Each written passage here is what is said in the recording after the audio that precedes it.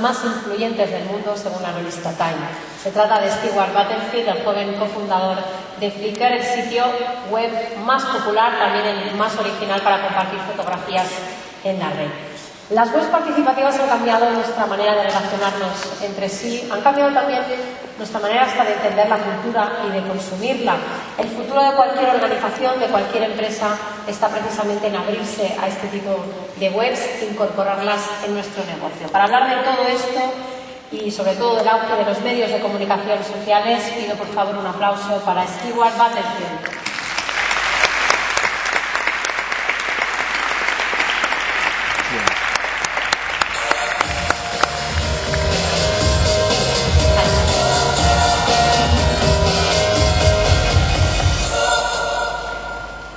Hola a todos. That's about all my Spanish. First, I'd like to thank the organizers of Bangkok for inviting me here. It's a wonderful excuse to be in Spain. Beautiful country, beautiful people, delicious food. So you're very lucky. Remember that. I'm going to be talking about Flickr, obviously. Some of the context for Flickr's success, the reasons why it was successful, some of the lessons we learned along the way, and then a little bit about the broader context of texto general, los medios sociales, el contenido generado por usuarios, las frases que queramos utilizar para describir lo que ha sucedido durante los últimos 5 o 6 años en Internet. Esta es la situación actual de Flickr. 80 millones de usuarios únicos, más de 4,5 millones de fotos que se cargan todos los días, 4.200 millones de fotos en total. Cada segundo 45.000 fotos salen de Flickr al mundo. Esto para mí es impresionante, porque me acuerdo cuando teníamos 100 fotos por segundo y las noches que pasamos en la instalación del servidor añadiendo servidores y servidores. 45 millones de usuarios inscritos y 14, cada día se utilizan 14 terabytes. Lo que mucha gente no sabe es que el comienzo fue un poco accidental. Nosotros empezamos la empresa en realidad para jugar un juego basado en Internet de usuarios masivos, y esto fue en 2000.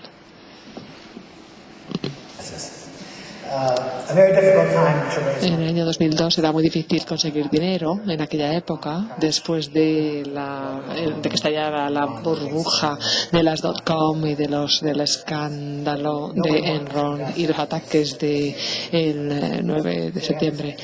El 12 de septiembre, o sea que nosotros tuvimos esta idea y era imposible conseguir inversores, o sea que empezamos a buscar ideas que pudiéramos poner en práctica más rápidamente, más que este juego, que era un proyecto muy complicado, y ahí es donde se nos ocurrió Flickr, que podíamos hacerlo con la tecnología que existía, que se podía hacer más rápidamente y para lo que no necesitábamos tanto dinero. Esto fue en octubre de 2003, tuvimos la idea inicial, nos costó unas 8 semanas de discusión con la empresa si teníamos que empezar a trabajar en esto o no, y en diciembre nos lanzamos. And most people probably don't know, but when we first launched Flickr, it was very, very different than what you see today. Because it was based on the massively multiplayer game technology, most of the activity on the site was about instant messaging and group-based chat. It was very cool. You could drag a photo from your shoebox full of photos into an instant messaging conversation, and it would pop up on your friend's screen in real time and talk about the photo. But ultimately, a stupid product, a useless product, because the chances that someone you cared about would be online at the same time as you were about 0.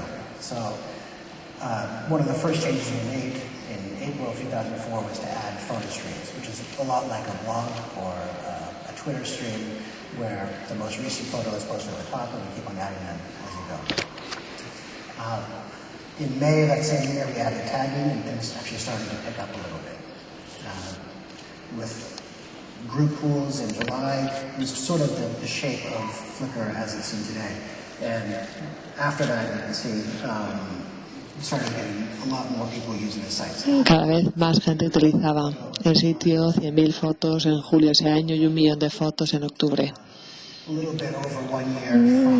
Más o menos un año después del lanzamiento fuimos adquiridos por Yahoo y nos mudamos a California desde Vancouver, en Canadá, donde estábamos basados, 1 millón de usuarios en julio de ese año.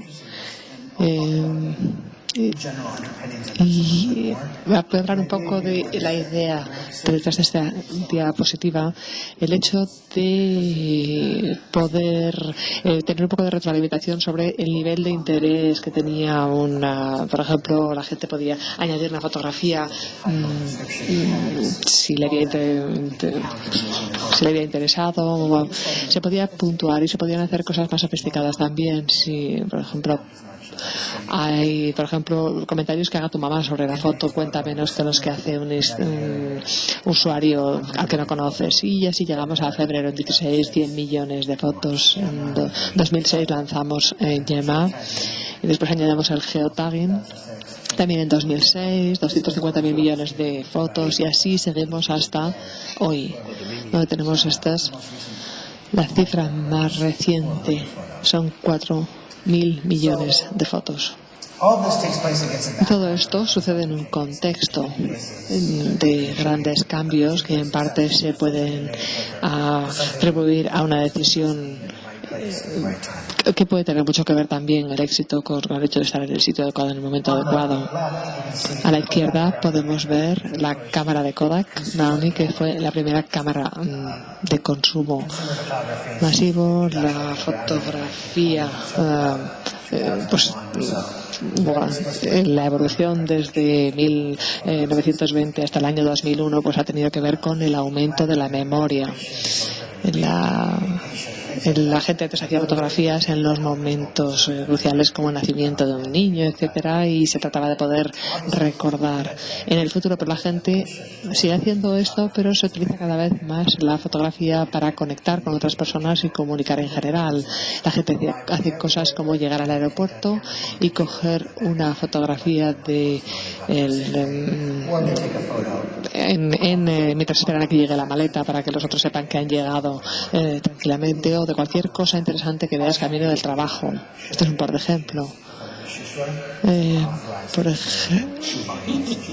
Y yo tengo esta foto, por ejemplo, sobre si en relación con el tomar decisiones sobre los zapatos que me compro.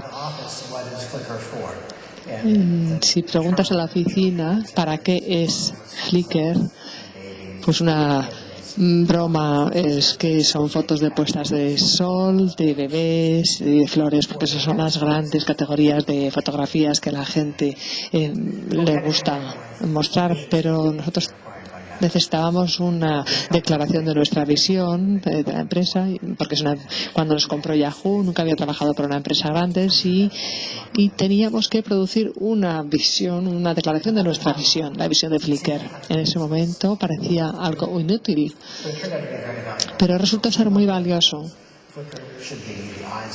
Nuestra conclusión fue que Flickr tendría que ser los ojos del mundo, el primer lugar en el que la gente pudiera ver aquello que ellos mismos ven. Y juzgando por el número de fotos disponibles, el éxito ha sido total.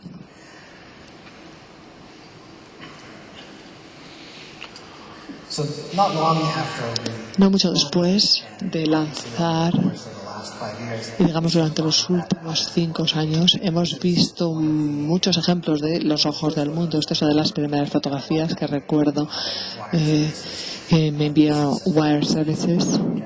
Esto es una protesta en París en 2006. Las fotografías que tomaron los usuarios de Flickr de aquel acontecimiento fueron por lo menos tan buenas o incluso mejores que las de Reuters, de la EDF, etcétera. O sea que, y esto se produce cada vez más, este es más reciente. Este es de marzo o abril en la cumbre del G20 en Londres. O sea que hay mucha buena fotografía. Pero la primera vez que vimos esto fue en septiembre de 2004, y esta era la embajada australiana en Yakarta. Y en aquella época había muchos menos usuarios que ahora, pero lo interesante para mí No es solo que esta primera foto se subió a Flickr antes de que se publicara la historia en la CNN, sino el hecho de que 3 personas distintas subieron fotografías en la primera hora de la explosión de la bomba. Y si pensamos en esto, 60 personas, la oportunidad de que 3 de ellas estén en Yakarta, tengan una cámara consigo y tengan acceso a Internet en una hora después del acontecimiento y lo puedan captar, pues parece que las probabilidades son escasas y sin embargo ese caso se está multiplicando. 4 millones de usuarios. Cada vez que hay algo que se puede fotografiar y que se produce o que es parte de las noticias, pues se fotografía inmediatamente. Ya se lo vimos el año después de las bombas en el metro de Londres. Para entonces teníamos miles de fotografías 15 minutos después de que estallaran las bombas y a lo largo del día cientos de miles de fotografías desde niños desde carteles fuera de los colegios diciendo no contéis a los niños lo que ha sucedido, no les habléis de la bomba, o amigos, gente diciéndole a sus seres queridos que estaban bien. Lo que es todavía más interesante es que en septiembre de 2004, con ese mismo número de usuarios, no fue solamente las bombas de Yakarta, sino todas estas fotos de Indonesia. Incluso entonces, con un número de usuarios tan pequeño, probablemente era el mejor lugar al que acudir para ver fotografías de Indonesia si te interesaba ir allí de viaje o querías saber más sobre su cultura, su historia, su geografía. Y eso es todavía más cierto hoy. También en ese momento esta frase se hizo mucho más popular, el contenido generado por usuarios. Lo vimos mucho, las empresas estaban involucradas en contenido generado por usuarios y yo la odio totalmente por un par de razones. En primer lugar, si pensamos en contenido, el contenido es información, entretenimiento, material educativo, pero es aquello que llena las horas de emisión o los centímetros de columnas. Si uno es un editor o de un periódico, pues hay que llenar ese espacio desde el punto de vista del sector, de la industria. El contenido está para vender publicidad. O sea que el contenido es la expresión que viene desde el punto de vista del negocio frente a algo que en realidad es una actividad humana e interpersonal, porque eso no es lo que generan los usuarios. Si pensamos en su motivación para utilizar Flickr, lo que ellos quieren hacer es crear o mejorar su relación con otras personas. Quieren mantenerse en contacto con los amigos y la familia, quieren ver cómo van creciendo por ejemplo, los sobrinos. Tengo un sobrino de 5 años y su madre ha estado poniendo fotos desde que tenía 1 año, casi cada día. Así que aunque no le veo en la vida real, más de una vez al año o así, sí que puedo verle poner el cubo de material reciclado en la cabeza y fotos de imágenes de su vida diaria. La gente también cuelga las fotos porque quieren algún tipo de reconocimiento. Mirad esto, qué buen fotógrafo soy, o porque comparten su producción artística. Y también hay gente que está defendiendo alguna idea que tengan, desde el ideal de la paz o promover cambios políticos. Y como el contenido, igual que, y así como no me gusta esa expresión tampoco la de los medios sociales. En inglés los medios los vemos de 2 maneras bastante distintas. La primera es un término más genérico, los medios en el sentido de el lugar en el que se produce algo. Por ejemplo, decimos que el aire es el medio para el sonido, y también hablamos de los medios en relación con los medios de comunicación, la publicación, en sentido de el negocio o uno de los pilares de la sociedad. Pero cuando utilizamos la frase los medios sociales en el segundo sentido, estamos una vez más hablando como hombres de negocio. Estamos utilizando algo para lo que solíamos contratar a profesionales para hacer fotos o grabar vídeos o para escribir, y hacemos que la gente lo haga gratis. Y utilizar el uso de los medios sociales en el primer sentido es más interesante, porque de pronto tenemos un medio a través del cual podemos comunicarnos. Y ese medio es fundamentalmente social. Desde los primeros días de Internet, las aplicaciones más interesantes siempre han sido las que permiten que la gente se comunique entre sí, frente a aquellas de tomar algo como la televisión y colgarlo en la web, o coger algo como la música y ponerlo en Internet. Es mucho más potente dejar que la gente y permitir que la gente se conecte entre sí. En Flickr concretamente había 3 tendencias. Una es, no es una manera estupenda de decirlo, pero la capacidad, el hecho de que hay muchísimas cámaras en el mundo. ¿Cuántas cámaras hay en el mundo? Con estas cámaras digitales eran lo bastante pequeñas para caber en el bolsillo de tu abrigo o en tu bolso. Y lo que es todavía más importante, de pronto la mayor parte del mundo tenía una cámara con ellos la mayor parte del tiempo, porque está en sus teléfonos. En segundo lugar, el crecimiento de la red. No es tan fácil recordarlo a veces, pero hace 10 años la mayor parte de la gente no tenía una conexión a Internet en casa. Incluso en los países más avanzados lo tenían en el trabajo y una pequeña minoría en casa, pero ahora la mayor parte de las personas en los países avanzados tienen conexión en casa, y de hecho la tienen muchos de ellos en su bolsillo.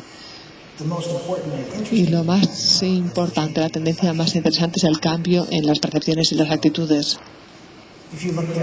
Si consideramos un chiste de un periódico que representaba a un hombre que usara Internet, sería un hombre con exceso de peso, con un ordenador. Alguien que estaba metido en Internet era alguien estrafalario, raro, sospechoso casi. Nadie. El uso del chateo, los mensajes instantáneos se consideraban de alguna manera extraños. Y eso representa un cambio fundamental en la sociedad. Seguro que todo el mundo en esta sala conoce a alguien que ha utilizado un servicio de citas por Internet y envío de mensajes por sistemas instantáneos entre abuelos y sus nietos. Ya no parece extraño. Si combinamos estas dos tendencias, tenemos las herramientas y los medios de la comunicación. Y una segunda tendencia ha sido la ampliación del deseo de intercomunicarse. Aquí vemos el presidente Obama cuando era todavía candidato en 2008 en Berlín. Fue un acontecimiento muy importante en Estados Unidos. De hecho, esta foto de Associated Press salió en la portada del New York Times, donde la encontré yo por primera vez. Es una foto magnífica, pero lo interesante es que al acercarnos con el zoom vemos que casi todo el mundo en la foto tiene una cámara en las manos, algún dispositivo. Y hay una con la portátil intentando sacar la foto con la webcam. Y en todas las partes de la imagen hay cámaras. 44 cámaras y 49 personas. Es hacer trampa, por supuesto, pero no todos están haciendo fotos que luego reparten entre los amigos, pero sí es un ejemplo de ese cambio fundamental en la experiencia de los acontecimientos a nivel colectivos. Hoy en día en un concierto vemos el brillo azul de las pantallas LCD de las máquinas que están haciendo fotos. Y cuando yo vi la gran foto en el New York Times, seguí buscando más fotos de Obama en Berlín y veo estas otras imágenes y son igual de buenas que las fotos profesionales de AP, Reuters o France Press. Son imágenes de la reacción, de la emotividad de las personas en la muchedumbre.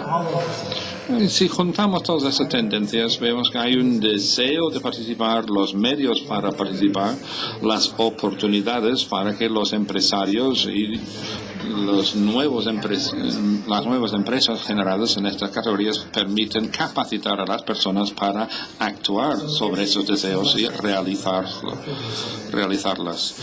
Voy a saltar rápidamente por algunas de las lecciones aprendidas en este recorrido por Flickr. Hay que tener una verdadera disposición para hacer las cosas, hay que comprometerse. Nosotros nos comprometimos con los usuarios de Flickr de una manera que no era habitual en la interacción empresarial con clientes entonces. Por lo menos no era tan frecuente como debería ser. Es una interacción directa mediante la escucha activa y colocar a las personas individuales, no a través de portavoces. Era Stuart Butterfield y los verdaderos trabajadores de Flickr que contestaban a las preguntas. Y esto era muy difícil para nosotros. Evidentemente había ingenieros entusiastas de Internet y era muy fácil quedarnos impresionados. A nosotros nos gustaban mucho las cosas que estábamos haciendo, especialmente las cosas tecnológicas. Pero no llamaba la atención tanto a las personas. Así cambió a un sistema de búsqueda, a Flickr, etc. Y esto no atrae nada a las personas. Y si pensamos en las tecnologías, las muchísimas capas que utilizamos nosotros, pero cuando se teclea un dato en un recuadro de búsqueda y pulsan en el botón de buscar, no se percatan de todas esas tecnologías que están allí ocultas a la vista. Y la tercera lección, y quizás la más importante y la más interesante, es que hay que equivocarse, y hay que equivocarse rápidamente al principio, porque como he dicho antes, Flickr ya no es como es al principio, porque nos equivocamos al principio. La gran mayoría de las cosas que hicimos en primer lugar estaban mal, y si no las hubieran hecho entonces y no las hubiera corregido entonces, no habría aprendido a hacerlas bien después. Pero hay un apunte interesante a esto. Tradicionalmente, las empresas grandes tienen grandes problemas para innovar como consecuencia de esta fórmula en la pantalla. No quieren reconocer el coste de su fallo y la probabilidad de la repetición del fallo o de la ocurrencia inicial del fallo. Normalmente las empresas se centran en una de esas dos variables, la probabilidad del fallo. Y para reducir la probabilidad asumen menos riesgos. Es una respuesta evidente. Pero lo interesante a la hora de utilizar Internet como medio, el coste de los fracasos en las empresas que utilizan Internet es muy superior, muchísimo más alto que en una industria manufacturera. Porque si estamos en el negocio de fabricar algo, habrán invertido millones o decenas de millones de dólares en ingeniería, en diseños, en prototipos, en la construcción de la fábrica y en la adquisición de objetos concretos. Pero en el caso de las empresas basadas en Internet, pueden probar cosas innovadoras a un coste relativamente bajo, incluso mínimo, el empleo de las personas que trabajan, y en un startup, una empresa de nueva creación, los colaboradores pueden trabajar gratis, con lo cual el coste es muy cerca de cero y multiplica el cero por lo que sea y también tendrás un resultado cero. Y aquí vemos un ejemplo muy interesante. Hemos introducido una prestación en Flickr para crear grupos. La forma antigua de hacer las cosas, algunas cosas no son aplicables aquí, pero se podría haber pensado en los grupos por anticipado y luego dictar la estructura de los grupos para dar el soporte adecuado a las aplicaciones. Es decir, la gente crea grupos porque les interesan las fotografías de retratos o las fotografías en blanco y negro, etcétera, etcétera. Eso era lo que nosotros imaginábamos que iban a ser los grupos que se fueron a crear, pero realmente crearon grupos con cosas realmente sorprendentes. Y el coste de proponer esta utilidad de crear grupos era un coste cero. Si la gente no se interesaba en el grupo propuesto, no se apuntaban. Pero de todos los grupos que no tuvieron éxito, hubo otros pocos que tuvieron un éxito enorme. Y eso es un ejemplo de lo imprevisible que son estos grupos. Este grupo se llama Círculo Cuadrado. Y creo que era unas 3 semanas después de lanzar la prestación que se creó este grupo. Y permitió la posibilidad de analizar una serie de fotos como diapositivas. Y a alguien le parecía una buena idea ver fotos cuadradas en cuanto a su relación de aspecto, pero que tuvieron un contenido circular. Y efectivamente, en modo diapositiva, sí tiene un impacto bastante llamativo. Esta tiene un grupo muy grande, 10.000 usuarios y 100.000 fotos, y tan popular este grupo que uno de los miembros del grupo, uno de los fundadores, creó su propio software para garantizar que se cumplía mediante análisis automático la foto para que fuese realmente cuadrada y con contenido circular, porque la cantidad de fotos presentadas para el grupo era demasiado elevada para poder moderar el grupo de forma manual.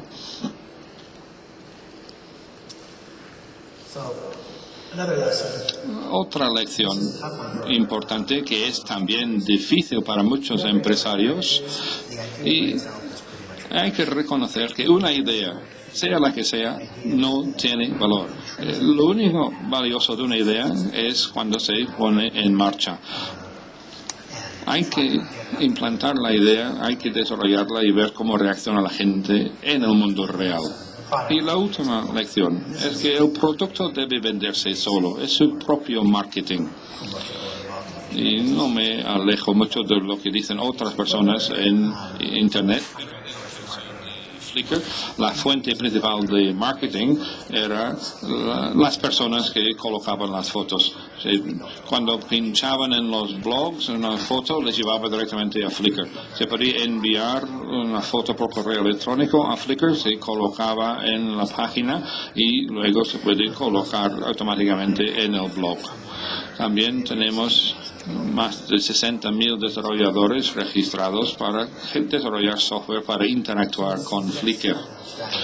Estas son solo unas estrategias. Una cosa es hacer una tarea masivamente multijugador, es decir, medios de muchísimos usuarios. Es decir, los usuarios son los arquitectos de la dirección futura del producto.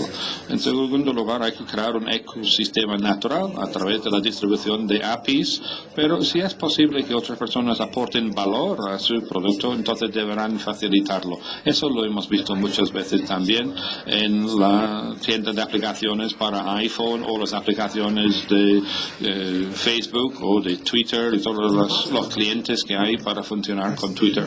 Y la última lección es una manera diferente de pensar en los objetos que están en los medios. Son los objetos los que llaman la atención. Después de conocer a un diseñador, me dijo que Flickr es un sitio estupendo si uno es una foto. Si uno es una fotografía, estarían muy contentos de estar en Flickr en vez de estar escondidas, olvidadas en un disco duro individual.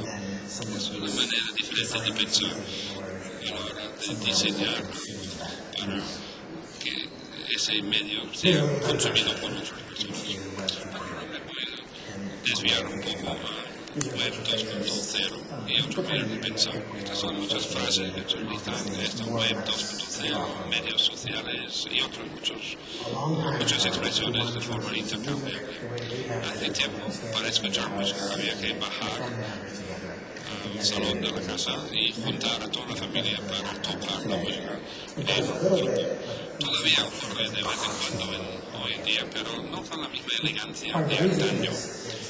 Parte de la explicación de eso ha sido el desarrollo a lo largo del siglo XX de muchas tecnologías de transmisión de datos, fonógrafos, televisión, cine, el culto a la celebridad, que es lo que todavía tenemos hoy en día. También llevó al diseño específico de productos musicales para ciertos demográficos. No sé si este grupo se llama Whitesnake o Poison o algo así, pero es una banda muy famosa en la década de los 80. tienen una música concreta para un grupo demográfico concreto, pero es una música diseñada por ejecutivos de una empresa. Y esto es el 1.0 y esto es el 2.0. Un punto último sobre el 2.0 y todos estos cambios de los últimos 5 años. Casi es un lustro desde que utilizamos esta frase. Ocurrió algo muy interesante. Las personas que utilizan Internet para interacción social. Este refiero va desde principios desde los 90, que cuando yo me conecté, utilizan BBS correos electrónicos. Existía Internet, pero no era uso popular. En 94, 97, la red empezaba a ganar función y entramos en el mundo.com. El lanzamiento de Friendster en 2003, MySpace por Venezuela, luego Facebook y más recientemente World of Warcraft y Twitter. Si analizamos la parte derecha de ese gráfico, y a la derecha, no hay datos que corroboran este gráfico, pero no importa. Lo que refleja es la realidad. Es un cambio muy evidente y palpable, especialmente en los últimos 2 o 3 años. Cuando Friendster llegó a 1 millón de usuarios, se celebraba. Y ahora en Facebook solo celebran los centenares de millones. Y también vimos un auge en estas campañas de fidelización. Parecía extraordinaria, pero ahora lo tenemos que comparar con Twitter, que ha disparado. Y YouTube ya le hace sombra. Pero todo esto ha añadido algo muy interesante para todo el mundo en el planeta, porque hoy en día todo el mundo tiene interés. A mí me encanta la comida, a todo el mundo le gusta comer, a la gente, mucha gente le gusta ver la televisión, pero hay otras personas que tienen intereses muy específicos. A mí me gustan mucho los juegos de tablero, los juegos de mesa alemanes. Me encanta también hacer el pan en casa. Las probabilidades de que haya otra persona que comparta los mismos intereses son bastante pequeñas. Y las probabilidades de que yo tenga otra cosa en común con ellos y que tenga interés en conocerles y pasar la tarde con ellos también se reducen muchísimo. Ayudarles a encontrar a alguien que comparta los mismos intereses. No importa si es hacer pan en casa o amante de los juegos de mesa alemanes o cualquier otra combinación de actividades que se pueda hacer. Antes de tener Internet era muy difícil encontrar esas personas entusiastas de las mismas cosas. Los costes de transacción eran muy elevados. Se podía dedicar mucho tiempo, ir a la cafetería, poner un cartelito. Los martes voy a pasar la tarde jugando juegos de mesa alemanes. Si les interesa, llámenme.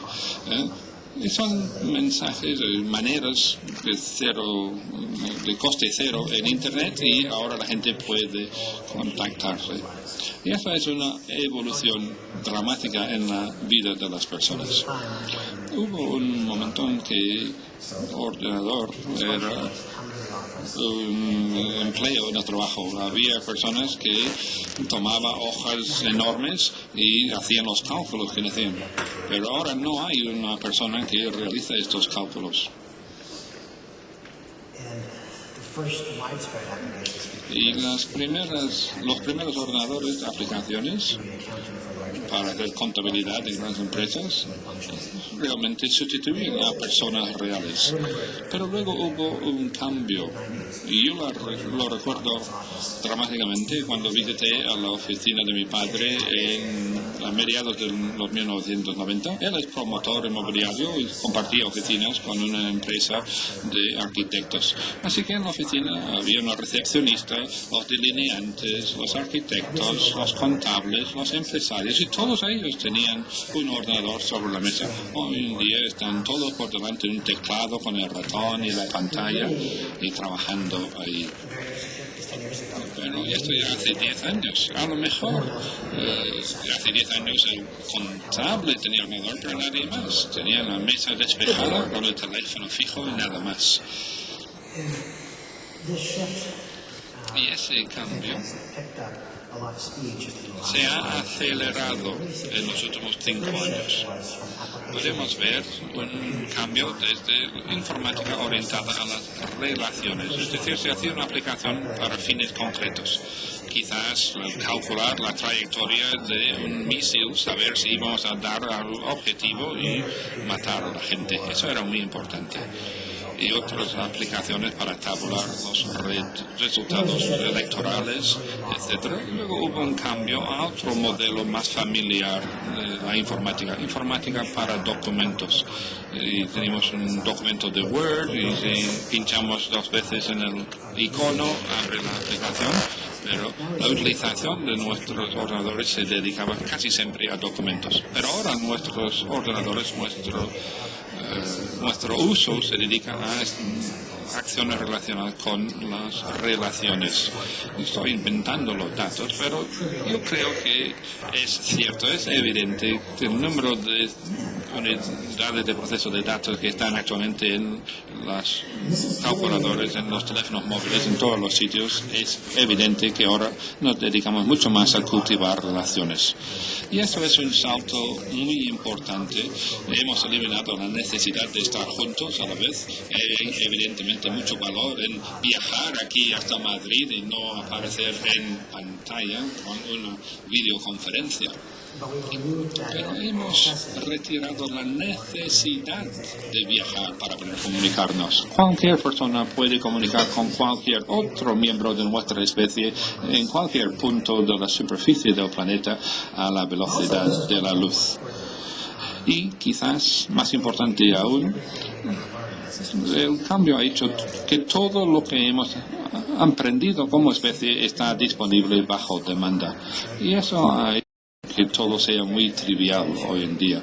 Seguro que han estado en una cena y en una charla después no se acuerdan de si alguien ha muerto o no hasta que lo consulten. No se acuerdan del año en que Holanda ganó a Alemania en la Copa del Mundo y lo tienen que consultar. Pero son ejemplos triviales. Pero otro más importante, cuando yo tenía 7 años tenía que hacer un ensayo para el colegio, tenía que ir a la biblioteca y estudiar un montón de libros para escribir algo sobre Cristóbal Colón o Vasco da Gama. Y lo consulto en Google ahora y tengo la respuesta en pocos segundos.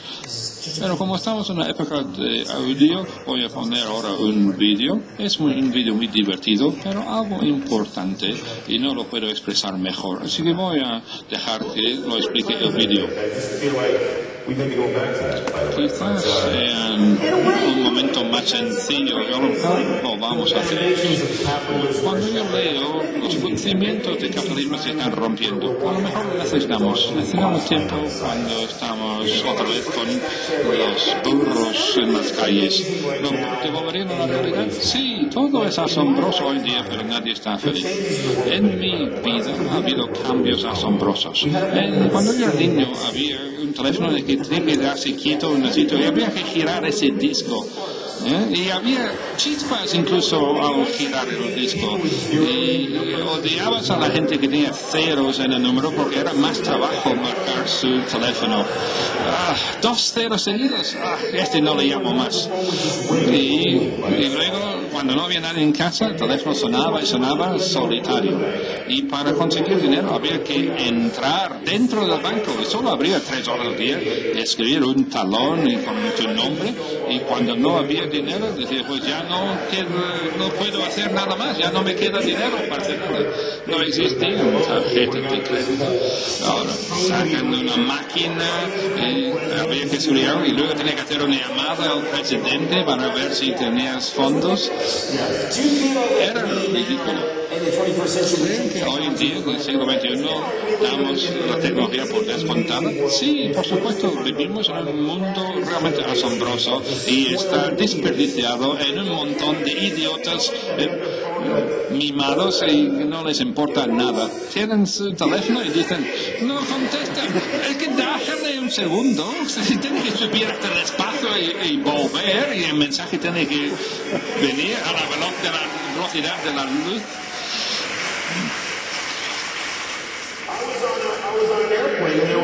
Viajaba en avión y había internet de alta velocidad, que es lo último que he visto.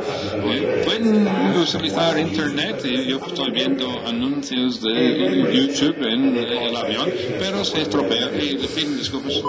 No funciona.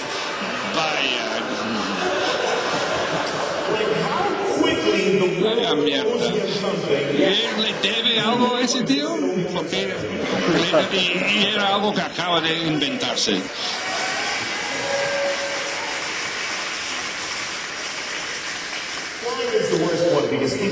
El avión es lo peor, porque la gente baja de un vuelo y les cuentan la historia del vuelo. Actúan como si fuera una película de horror. Era el peor día de mi vida. No pudimos embarcar durante 20 minutos. Y al sentarnos, y nos obligaron a quedar sentados ahí en la pista de despegue durante 40 minutos.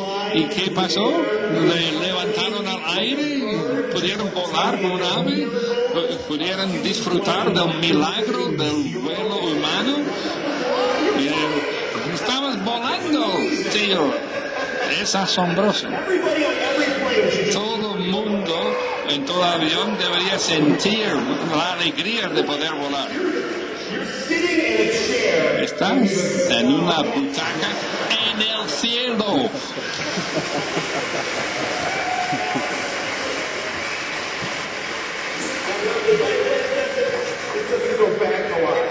Pero no reclina demasiado.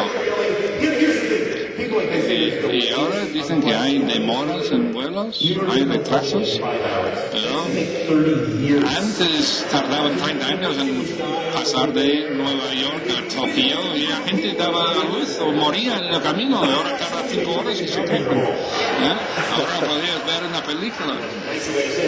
Bueno, hay otras maneras de decirlo, pero sí. Creo que no queda tiempo, así que vamos a terminar. Si alguien lo quiere buscar, todo es asombroso y nadie está feliz. Es una película, un clip de un video de un programa americano.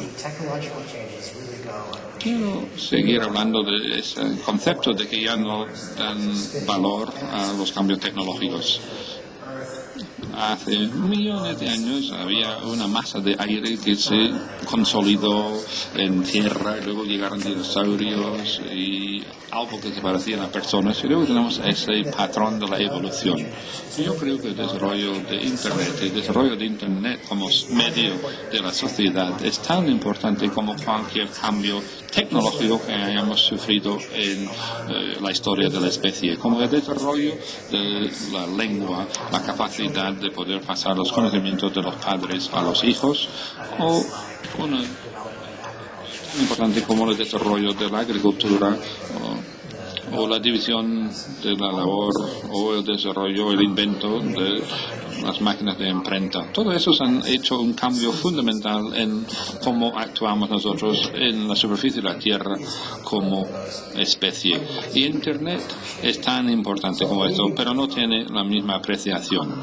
Así que le quiero dejar con este pensamiento, atribuido mucho a Paul Atha, pero es un poco más antiguo. Es un axioma muy conocido para algunos psicólogos y economistas, que solemos sobreestimar los efectos a corto plazo. Esto lo podemos ver en 1998. Había negocios de .com con más éxito, todo el mundo se animó y todos los viejos negocios iban a morir y serían sustituidos. Pero al contrario, también infravaloramos los efectos a largo plazo de los cambios tecnológicos, y creo que seguimos infravalorando la significancia de los desarrollos tecnológicos, de los contenidos digitales, de los contenidos generados por usuarios y los medios sociales. Estos cambios van a hacer que las vidas de nuestros bisnietos, tan diferentes, como nuestras vidas de nuestros bis y tatarabuelos. Y con eso les agradezco toda su atención y muchas gracias.